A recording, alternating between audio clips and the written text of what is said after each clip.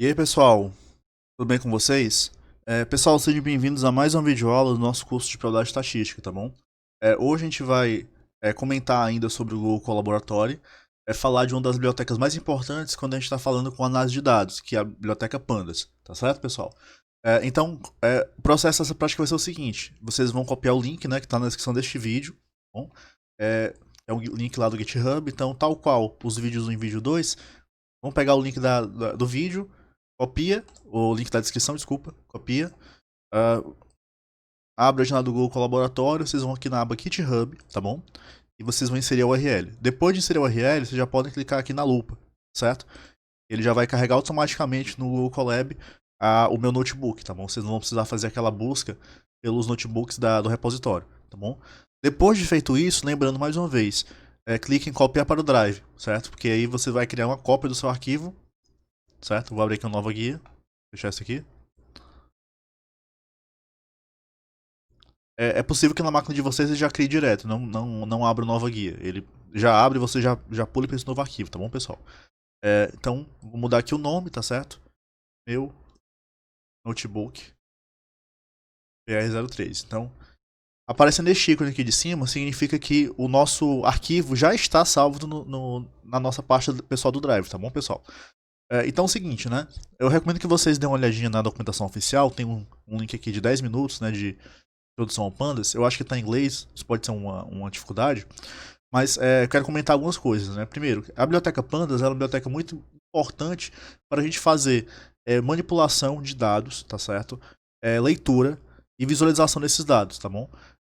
Além disso, né, a gente também vai fazer manipulação de arquivos CSV, certo? Que são arquivos de dados tabulados. Então, em geral, quando a gente está fazendo um processo de coleta de dados em estatística, esses dados eles vão ser salvos no formato CSV, tá bom? Então, quando a gente estiver trabalhando, por exemplo, com a coleta, então você vai precisar colocar os dados numa planilha, um formulário Google e assim por diante. E todos esses recursos, eles disponibilizam os dados salvos nesse formato, que é um formato de dados separados de forma tabulada. Bom, pessoal, então, primeira coisa, vamos executar essa primeira linha aqui, tá bom? Esse primeiro trecho de código. Aqui a gente vai utilizar as três principais bibliotecas para fazer essa parte de manipulação com dados tabulados, que é a biblioteca Pandas, certo? Que é essa biblioteca que a gente vai comentar hoje.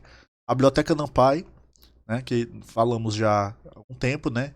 E a Matplotlib, que é aquela biblioteca de visualização de dados, tá bom, pessoal? Este comando aqui, que é o Matplotlib inline, ele é opcional. Vocês podem deixar ele, podem tirar ou podem deixar ele dessa forma aqui, tá bom? Então, pessoal, continuando da biblioteca Pandas, vão existir dois tipos de estruturas básicas, que são a estrutura do tipo Series e a estrutura do tipo Data Frame, tá bom? Se for uma estrutura do tipo Series, essa estrutura vai funcionar como um array, ou como um vetor dimensional, uma lista de valores, tá certo? E essa série, né, vai possuir um índice, certo? Que vai ser esse index, vai possuir, além do índice, os elementos que vão compor esta série, esse vetor. Só. Então, vejam esse exemplo. Eu tenho uma série do tipo nota, tá bom? Que ela é criada, né? Uma vez que eu chamei a biblioteca Pandas como PD, então toda vez que eu chamar PD, eu vou estar chamando um objeto da classe Pandas, tá bom? Então posso criar novos objetos utilizando o comando pd.series ou pd.dataframes, tá certo? Usando esses dois tipos de estrutura, tá bom? Então, se eu utilizar esse comando pd.series, eu vou criar um vetor, certo? Do tipo série de notas, tá bom? Por exemplo, a qual eu tenho esses valores 2, 7, 5, 10 e 6, de forma ordenada, tá bom? Uma vez criado essa série, a gente pode utilizar alguns métodos interessantes. Por exemplo, atributos, né? Por exemplo, se eu colocar notas.values, eu vou listar os valores das notas, tá bom? Então eu tenho, vou executar aqui. Eu tenho os valores das notas, né? Ou seja, 2, 7, no formato de array. Se eu clicar em notas.index, executar isso aqui, ele vai dizer qual o índice, o primeiro índice, que é o índice 0, o último índice, que é o índice 5, né? E o passo, né? Que são os índices estão variando de 1 a 1, certo? Como a gente criou essa série, a gente não deu nenhum índice específico, né? Então ele usou os inteiros positivos crescentes como padrão, ou seja, ele criou os nossos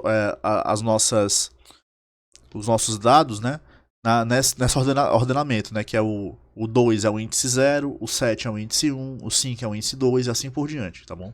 Lembrando que são 5 dados, então ele vai do 0 até o 4, né? 0, 1, 2, 3, 4. 5 é a quantidade de elementos que ele vai parar, tá certo?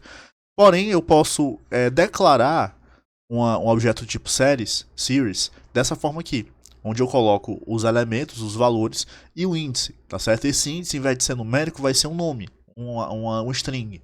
Então eu posso colocar Wilfred, Abby e assim por diante, tá certo? Como os índices dessa série. Então, executando isso, eu vou criar uma série que agora não é mais o índice 0, 1, 2, 3, 4, como está aqui. Vai ser agora o índice Wilfred, Abby e assim por diante. Tá bom, pessoal?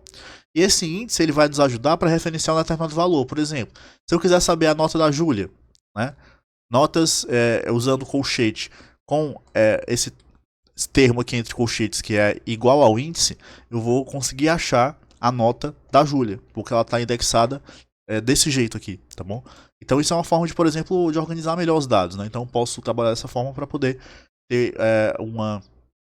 um data frame, uma série melhor organizada, com índices mnemônicos em vez de índices numéricos. Tá bom? Outras informações importantes que a gente vai ter usando o tipo series é que a gente pode calcular a média e desvio padrão, certo? E variância também. Então a gente pode utilizar notas.min, né?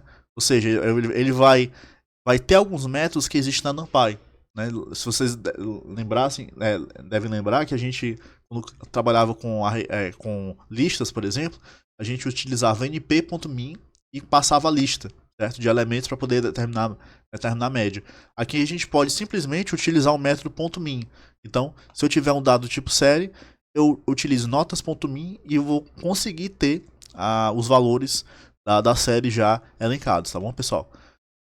Uma questão importante, né? Além disso, eu tenho a descrição, né? Eu posso utilizar simplesmente o describe na série para já saber a quantidade de elementos, a média, o desvio padrão, o mínimo, né? O quartil 1, o quartil 2, o quartil 3 e o máximo, tá bom? Então eu posso utilizar essas relações já para poder encontrar esses elementos utilizando apenas o notas.describe, certo? Então não preciso utilizar manualmente aqueles métodos da NumPy, né, de determinação de percentil, de quartil, de média, de desvio padrão, se eu tiver um objeto do tipo series, tá bom, pessoal? Outra coisa, né, a gente tem uma flexibilidade da estrutura para aplicarmos algumas expressões matemáticas, né? Por exemplo, potência, então eu posso colocar notas ao quadrado, então ele vai elevar ao quadrado todos os elementos da série, tá bom? Então eu posso fazer o log também. Então se eu quiser fazer o log, eu também consigo fazer isso. E ele vai operacionalizar apenas os valores. Os índices não vão ser modificados, tá bom, pessoal? Isso é importante falar sobre isso. Outra estrutura importantíssima nesse contexto é o data frame, tá certo? O data frame ele vai ser uma estrutura bidimensional que vai funcionar como uma planilha. Ou seja, ele vai ser uma matriz, né, onde eu tenho uma dimensão, 2 dimensões e eu organizo os dados dessas 2 dimensões. Bom, pessoal? Então, como é que ele vai funcionar? Primeira coisa, cada coluna no data frame vai corresponder a um conjunto de informações que podem ser úteis para um contexto estatístico, tá certo? Ou organizacional. Essas informações podem ser informações de string, podem ser texto, pode ser número, pode ser um vetor e assim por diante, tá certo? Vetor assim, de forma organizada, tá bom? Mas em geral a gente vai trabalhar com essas informações no formato textual e no formato numérico, certo? São os formatos mais importantes para preenchimento. Tem também o formato de data, certo? Então eu posso ter texto, número, data e assim por diante, tá certo? São os principais formatos. Então nesse trecho de código ele vai criado um data frame, certo? Que agora, a diferença do data frame para series é porque o series é só um vetor, só um dado. E o data frame você coloca vários e vários e vários dados, certo? Organizados. Então, se você tem, por exemplo, os alunos, né? Wilfred, Debbie, e você quer elencar as faltas, nota da prova e a nota do seminário, por exemplo. Então, você pode utilizar essa estrutura, certo? Para criar um data frame com esses alunos, indicados dessa forma, né? Os nomes deles, com a correspondência de faltas, provas e seminários. O primeiro item aqui dessa estrutura Isso aqui é similar ao JSON, né? Se vocês lembrarem tiverem trabalhado com JSON, vocês vão ver muita similaridade. Eu tenho um atributo e eu tenho a quantidade de elementos que fazem parte daquele atributo, né? Então, separado por 2 pontos. É uma estrutura de dicionário, na verdade, tá certo?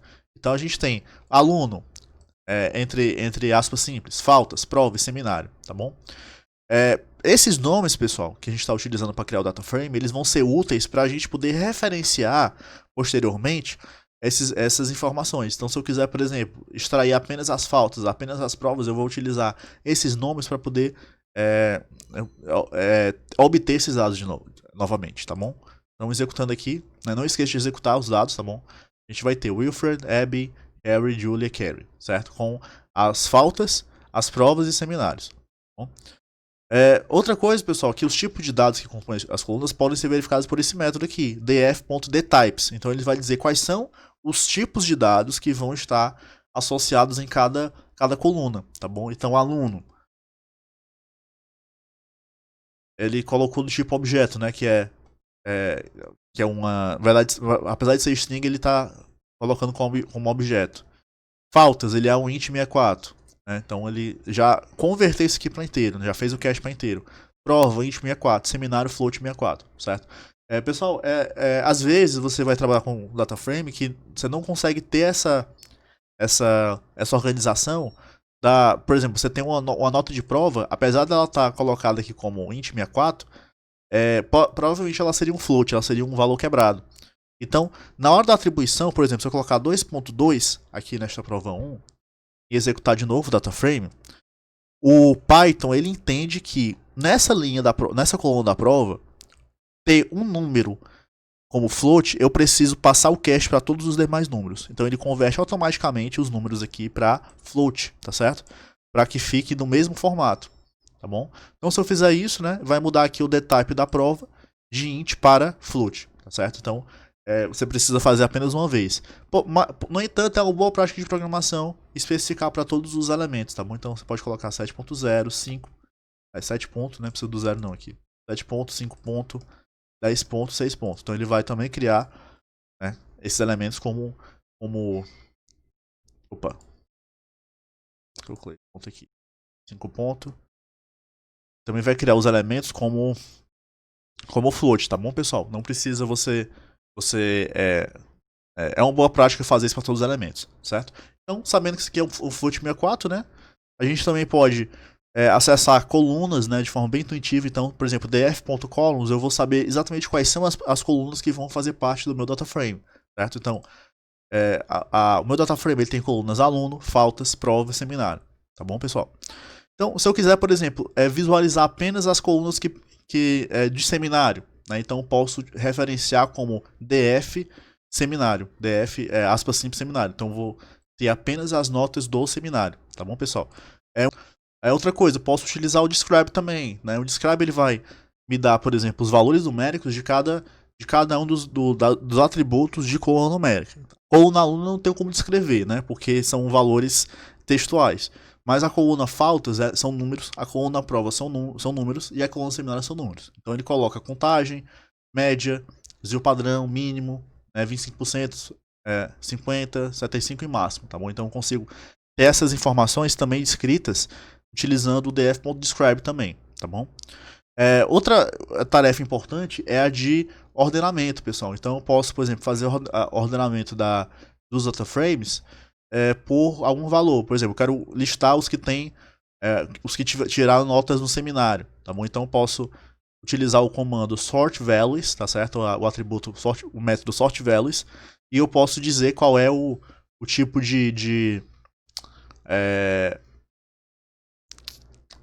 tipo de a coluna que eu quero ordenar, tá bom? Esse método ele não vai alterar o data frame. Certo? Note aqui que os índices, tá certo? 1, 3, 4, 0, ele está mostrando o índice ordenado. Mas o data frame original ele não pode ser alterado, ele não vai ser alterado.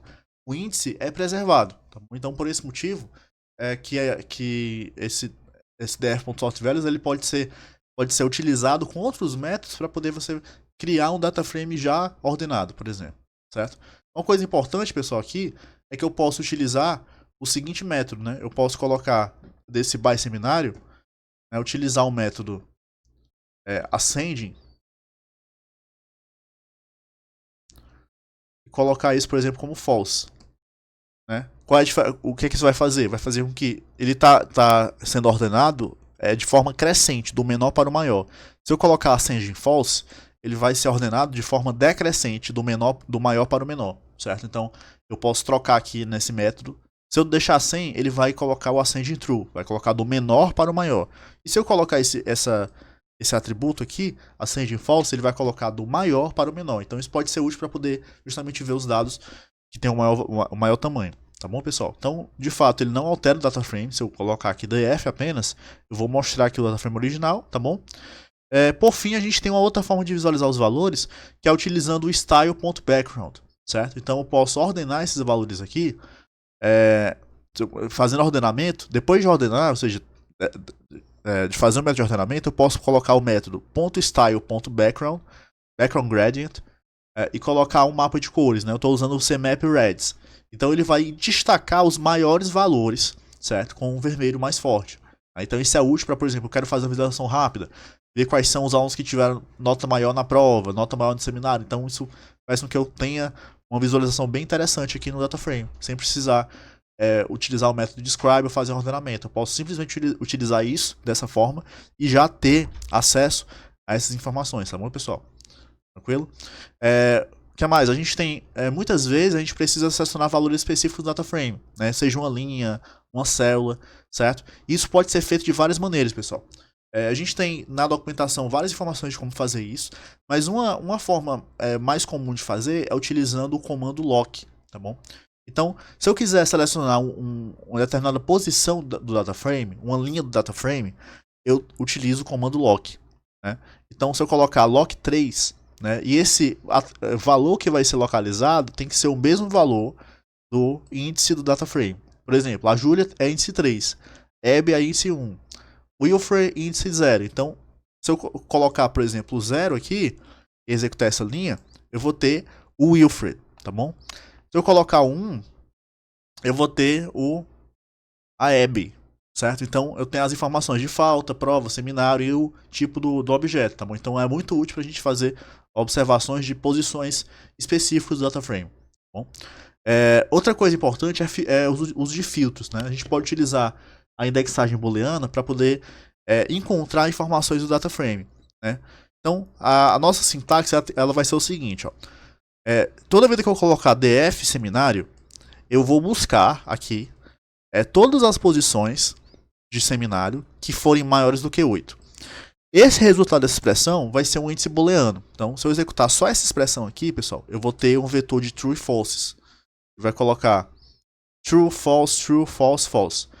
Eu quero fazer com que o DataFrame exiba apenas as posições true, que vão ser apenas as posições 0 e 2. Então eu coloco df colchete esse trecho de código. Tá bom? Então fazendo isso, né, df colchete df seminário maior do que 8, eu vou pegar apenas essas duas linhas, que é a linha 0 e a linha 2. Que é a linha do Wilfred e a do Harry, tá certo? Que são os que tiveram seminário maior do que 8. Então eu posso utilizar para vários conceitos. Se eu quero saber os que tiveram menor do que 8, então eu troco aqui para menor. Eu já vou ter outros, né? Menor igual a 8. Também eu posso fazer essa relação. Então é um comando que permite a gente fazer várias filtragens, né? E esse comando ele não altera o DataFrame, eu estou apenas exibindo as informações. Então é muito útil para poder fazer exibição. Tem vários outros comandos. A gente pode utilizar operações bitwise, né? Eu posso colocar vários elementos, né? Por exemplo, se eu quiser saber se eu quero pegar os alunos que tiveram maior nota do seminário maior do que 8, nota da prova maior do que 3, né? Então eu posso utilizar o comando i, que é o IC comercial aqui, que representa o conectivo e, a função end. Ele vai ver o aluno que teve os dois, certo? Se eu utilizar esse pipe, né, vai ser o ou, né? E isso aqui vai ser o not, né? Então a gente tem essa relação. Então, executando esse código, eu vou ter a filtragem apenas dos alunos que tiveram nota maior do que 8 no seminário e maior do que 3, que foi apenas o Harry. Tá bom, pessoal? Então, a gente conclui essa primeira parte do tutorial de Pandas, tá bom, pessoal? Espero que tenha ficado claro algumas das principais funções. No próximo vídeo a gente vai comentar como manipular arquivos CSV, como a gente vai fazer manipulação de dados maiores, certo? Em CSV, utilizando a biblioteca Pandas, tá certo, pessoal? Por enquanto é só. Até mais, pessoal. Tchau, tchau.